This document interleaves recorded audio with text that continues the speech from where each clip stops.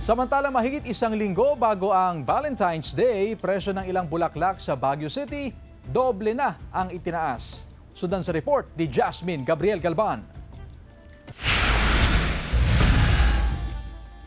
Mula sa dating 400 pesos kada bundle ng rosas, umakyat na ito sa 800 pesos ngayon.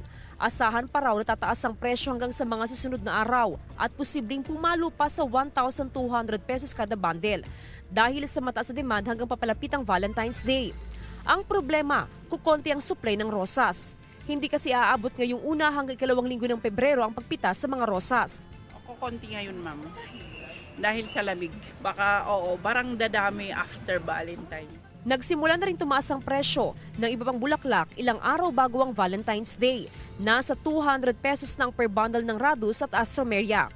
250 pesos naman ang kada bungkus ng Anthurium, Aster at Malaysian Mums.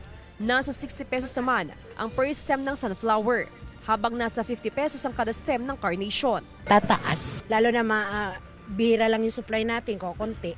Tataas yan. Hindi muna tumatanggap ng pre-order sa bulaklak ang mga negosyante.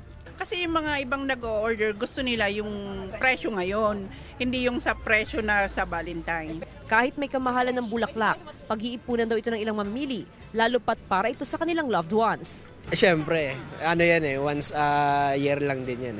Kumbaga pag nagbigay ka kasi ng flowers sa loved ones mo, siyempre para kiligin din.